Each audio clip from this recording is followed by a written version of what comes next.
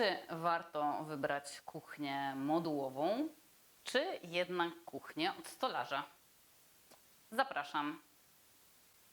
Ja nazywam się Zuzanna Cichocka, jestem architektem z zamiłowania, z wykształcenia i z zawodu i stworzyłam ten kanał po to, żeby podzielić się z Wami całą swoją wiedzą w tym temacie. Jeżeli jesteście zainteresowani, zapraszam na mój kanał, zapraszam do subskrypcji, zapraszam do komentowania.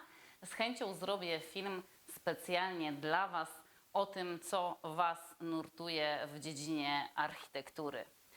A dzisiaj temat, który bardzo często poruszam z moimi klientami, temat kuchni.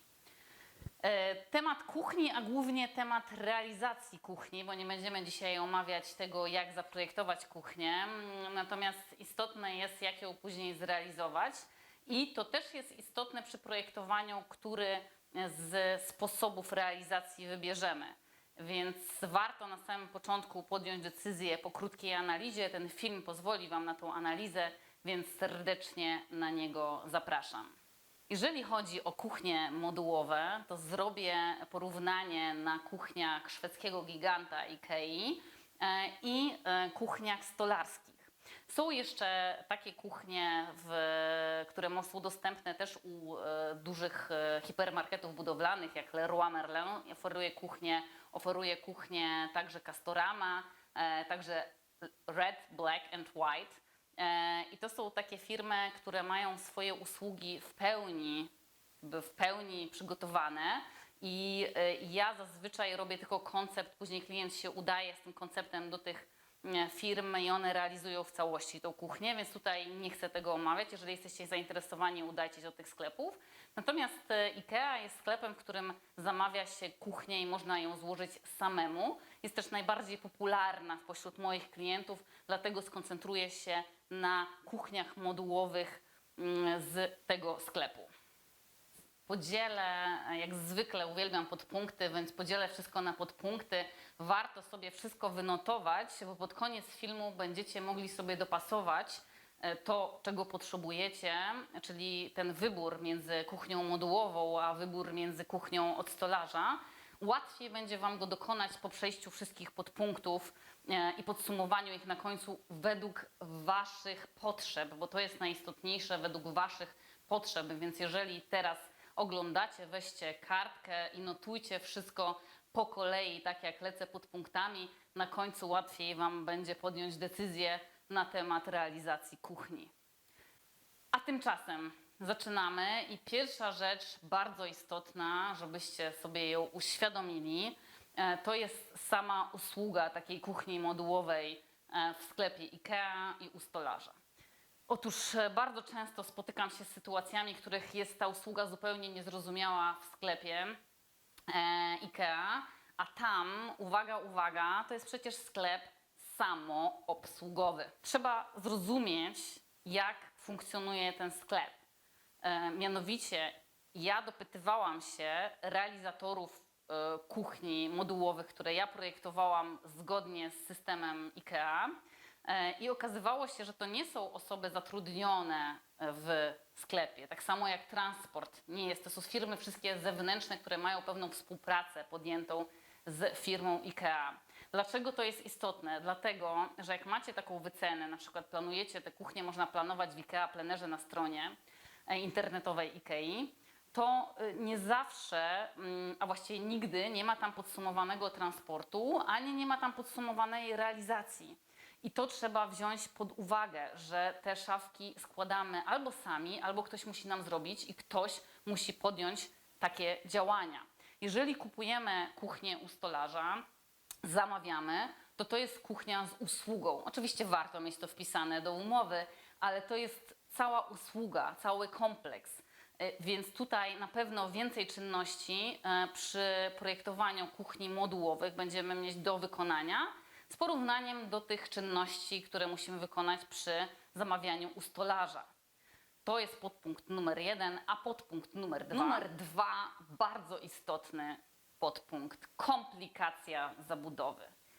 Jeżeli wybieramy zabudowę modułową, musimy wiedzieć, że tam są moduły, tak jak mówi to, opowiada o tym system.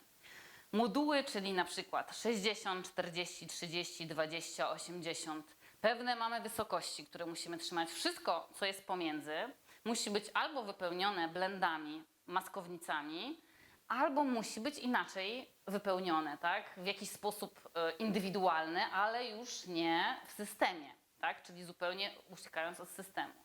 Więc jeżeli nasz projekt jest dość skomplikowany, ma nietypowe wymiary, ma nietypowe szerokości, wysokości, to w szafkach modułowych będzie nam dużo trudniej to zachować i dużo więcej wytracimy. Jak na przykład przestrzeń jest mała, a potrzebujemy ućkać tam dużo elementów, to niestety to może nam nie wyjść, możemy potracić przestrzeń. Możemy sobie nie poradzić z tym systemem, albo może to być bardzo pracochłonne i skomplikowane.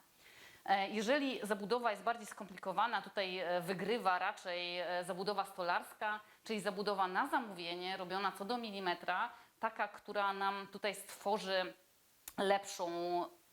lepsze warunki, taka, która stworzy nam lepsze warunki na różne nietypowe rozwiązania, na wąskie szafki, na szersze szafki, na wyższe szafki, na szafki, które mają nietypowe wymiary. Tutaj zdecydowanie zabudowa stolarska wygrywa. Kolejny podpunkt numer 3 to jest oryginalność i kreatywność. Tutaj ja na początku podpisałam ten podpunkt fronty, ale tak naprawdę to nie chodzi o same fronty, ale faktycznie zacznę od frontów. Jeżeli chodzi o szafki modułowe, mamy taki wybór, jaki jest przedstawiony w sklepie IKEA. On jest dość ograniczony. Natomiast tutaj od razu powiem, że są pewne firmy, które w tej chwili produkują fronty do szafek IKEA. Jest ich całkiem sporo. To jest na przykład New Fropt chyba. Tak? Jeżeli coś źle mówię, to spróbuję Wam zalinkować.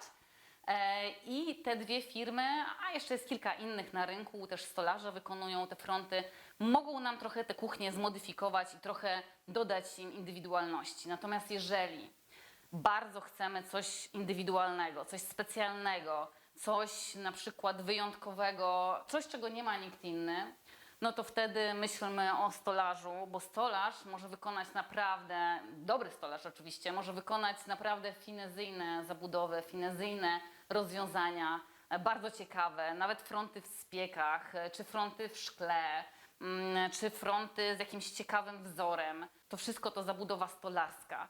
Nie damy rady zrobić tego bez pomocy stolarza. Podpunkt numer 4 to podpunkt dotyczący samego środka szafek. W szafkach modułowych mamy to, co oferuje nam sklep. I nic poza tym z tych systemów raczej nie złożymy. Oczywiście możemy coś kombinować sami, ja bym na to uważała. Natomiast jeżeli chodzi o zabudowy stolarskie, to tutaj mamy naprawdę ogromną dowolność. Na tyle, że możemy wykorzystywać różne materiały, różnych producentów, różne środki. Ja tutaj mówię zawsze to na przykładzie szafek narożnych, bo one są dość problematyczne. Szafki narożne, mamy rozwiązanie modułowe oczywiście, jakąś karuzelę, tudzież wyciągany narożnik. Natomiast tych opcji w wersji stolarskiej mamy dużo więcej. Ja na przykład bardzo lubię szuflady wysuwane z narożników. Bez tych narożnych szuflad trochę ciężko dostać się do ostatnich rzeczy, które są w szafce. Ja najbardziej lubię te rozwiązania i właściwie je oferują tylko stolarze. Więc tutaj warto się zastanowić nad funkcjonalnością wnętrza kuchni i nad tym, czy przypadkiem nie chcemy czegoś bardzo indywidualnego, bo wtedy warto jednak zahaczyć o stolarza, a nie modułowe rozwiązania. Kolejnym podpunktem, punktem numer 5 są wysokości blatów i tutaj też zahaczę o same blaty, bo to jest istotny temat. Połączę to w jedno, żeby już się nie rozgraniczać. Jeżeli chodzi o wysokość blatu, to uwaga, ja ostatnio się bardzo zdziwiłam.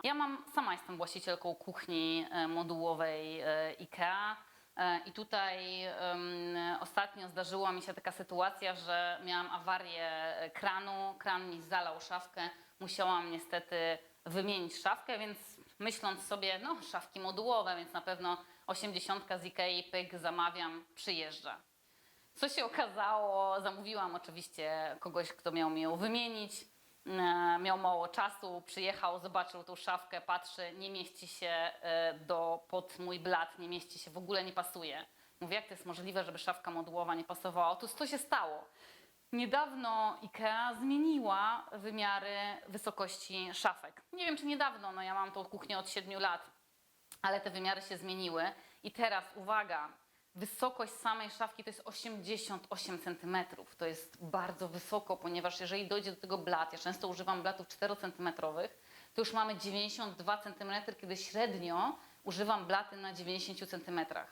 Naprawdę bardzo na to uważajcie, bo wysokości blatów nie zmienimy tak łatwo w systemie modułowym, ponieważ tam jedyny sposób, żeby troszeczkę zmniejszyć wysokość, to jest delikatna regulacja nóżek, ale naprawdę nie jest duża.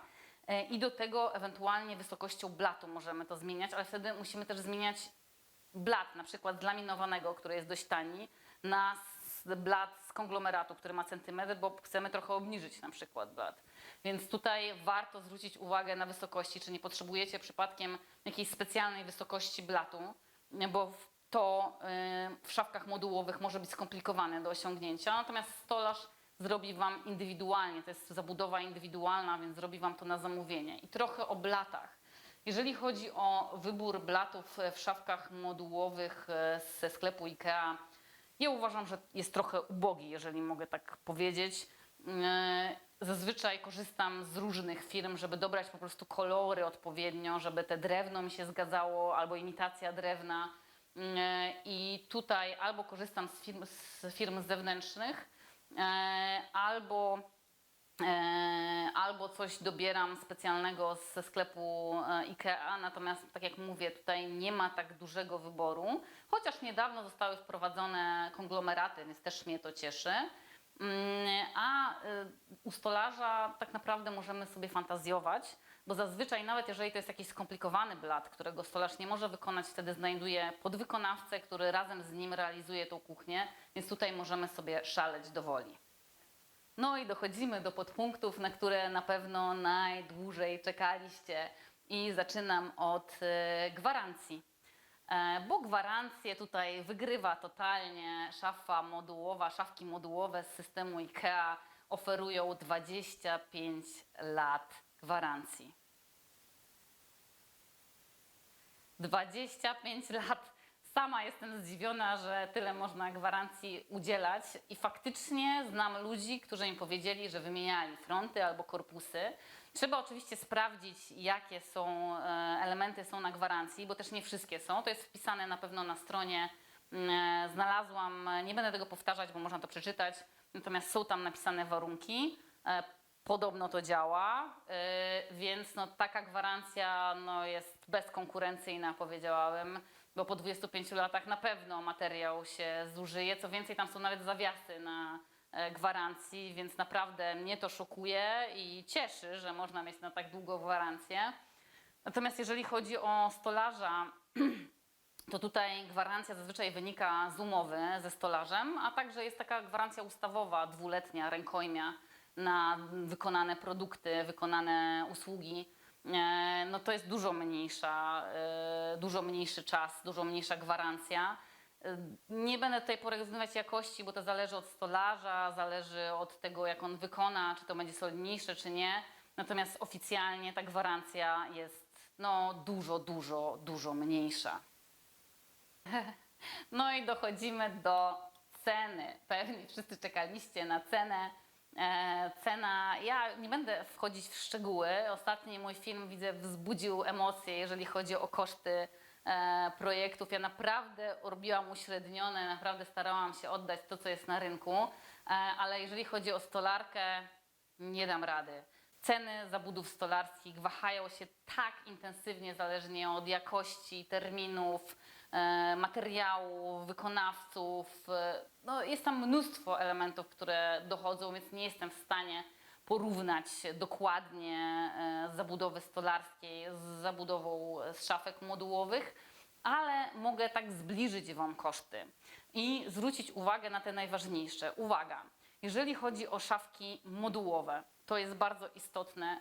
Pamiętajcie o tym, co powiedziałam na samym początku, ja to powtórzę, bo to jest naprawdę, to generuje koszty, że szafki modułowe musimy policzyć nie tylko to, co mamy w IKEA Plener, albo w tym, co nam wyliczyli w IKEA tylko i wyłącznie z szafek, kosztów szafek. Musimy do tego doliczyć koszt transportu, musimy doliczyć koszt montażu samych szafek, musimy doliczyć koszt montażu AGD.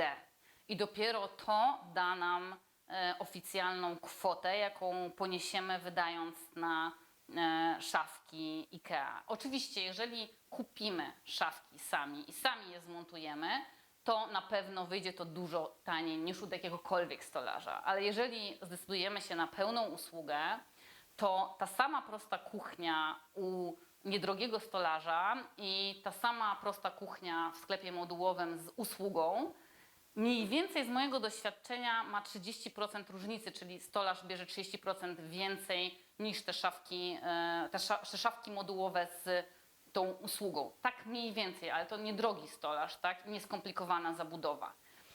Natomiast cała reszta, która generuje gdzieś tam realizacji koszty, no może to jednak iść w górę, czyli w tym momencie te szafki modułowe mimo wszystko są trochę tańsze, nawet razem z usługą, ale z drugiej strony zobaczcie, że nie tak bardzo, czyli zawsze warto przy prostych modułowych szafkach zastanowić się nad tym wyborem.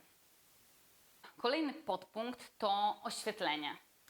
Oświetlenie tutaj dla mnie gra ogromną rolę, więc zawsze zwracam na to uwagę. W szafkach modułowych w systemie IKEA mamy oświetlenie podszafkowe, które możemy dokupić w trakcie realizacji. To też generuje dodatkowe koszty. No ale to jest tylko to oświetlenie, które jest tam możliwe do zakupienia. Nie mają specjalnych punktów, nie mają możliwości wstawienia, nie wiem, LEDów RGB, jakichś fantazyjnych oświetleń. Tutaj nie poszalejemy. W zabudowie stolarskiej możemy sobie poszaleć, bo możemy umieścić to oświetlenie tam, gdzie chcemy, możemy podświetlić fajnie gablotę, możemy zrobić punktowe, możemy liniowe, możemy w kolorach, jak tylko chcemy. Więc tutaj też większą dowolność daje nam zabudowa stolarska, mniejszą zabudowa w systemie modułowym. Kolejny podpunkt to, ja to nazywam wizualność. Wizualność dlatego, bo dużo klientów musi zobaczyć, nim kupi. Jeżeli chodzi o zabudowę stolarską, jest to niemożliwe. Niemożliwe. Możemy oczywiście zobaczyć małe próbki, możemy zobaczyć cały front, możemy zobaczyć front w zestawieniu z blatem, z uchwytem, ale nie zobaczymy całej zabudowy. Szafy modułowe mają ten plus, że możemy pojechać do sklepów wielkopowierzchniowych typu IKEA gdzieś w naszej okolicy i wejść sobie do naszej kuchni. Oczywiście to nie będzie dokładnie nasza kuchnia, chociaż czasami zdarzają się dokładnie takie kuchnie, jak potrzebujemy, jak chcemy zobaczyć, ale wejdziemy do kuchni już zrealizowanej, dotkniemy tego frontu, wyciągniemy szufladę. To wszystko możemy sobie sprawdzić namacalnie. To jest pewien plus, jeżeli mamy problemy z wyobrażeniem sobie danego projektu, to łatwo wtedy możemy sprawdzić namacalnie i ta wizualność jest łatwiejsza do sprawdzenia. Natomiast w zabudowach stolarskich możemy różne elementy sprawdzić, możemy zobaczyć, możemy zrobić wizualizację, ale nie sprawdzimy, jak w rzeczywistości cała zabudowa będzie wyglądała. Ostatni podpunkt, no to jest podpunkt, który najbardziej lubię, czas realizacji. Czas realizacji, oczywiście czas realizacji jest bardzo istotny. Często ten czas realizacji jest decydentem, jeżeli chodzi o wybór między stolarzem a kuchnią modułową. Ja się nie dziwię w tym momencie, ponieważ faktycznie czas realizacji zabudowy stolarskiej to czasami są miesiące, bo po pierwsze musimy znaleźć stolarza, który ma wolny termin, umówić ten termin, on musi przyjechać, wymierzyć. Czasami on też jakieś wprowadza zmiany na projekcie, realizuje zabudowę i przyjeżdża i ją montuje. Jeżeli chodzi o zabudowę modułową, no to jeżeli byśmy chcieli, to właściwie teoretycznie powinniśmy pojechać do sklepu, wziąć ją do domu, zmontować i mamy kuchnię. Niestety tak prosto nie jest, bo oczywiście jeżeli sami tego nie zmontujemy, ktoś to musi zrobić, też musimy znaleźć u niego wolny termin. I tak samo z dostępnością produktów. Nie jest zawsze tak gładko, żeby wszystko było na miejscu, ale na pewno ten czas realizacji jest dużo krótszy, a właściwie nieporównywalnie krótszy z czasem realizacji zabudowy stolarskiej. Teraz, jak już przeszliście przez te wszystkie podpunkty, mam nadzieję, że wynotowaliście sobie najważniejsze sprawy, to możecie podjąć rozsądną decyzję na temat waszej zabudowy. Ta decyzja powinna być przepuszczona przez wasze potrzeby, więc dlatego powiedziałam, że warto jest obejrzeć cały film, wypisać poszczególne elementy, wypisać wasze potrzeby względem tego, o czym opowiadałam, bo zdecydowanie może wam to pomóc w podjęciu decyzji dość istotnej, tak? Kuchnia to jest miejsce, w którym spędzamy dużo czasu, przynajmniej ja spędzam dużo czasu, lubię gotować, więc to jest moje ulubione miejsce. Jeżeli to jest też wasze ulubione miejsce, poświęćcie trochę czasu, obejrzyjcie film, może jeszcze raz, żeby sprawdzić po kolei te podpunkty i się zastanowić nad tym najlepszym wyborem dla was. A tymczasem mam nadzieję, że film wam się podobał. Jeżeli tak, kciuki w górę. Zapraszam do subskrypcji, zapraszam na mój kanał, zapraszam do komentowania. Jeżeli macie jakiś nurtujący was problem związany z architekturą, napiszcie, ja z chęcią zrobię film specjalnie dla was. A tymczasem do zobaczenia.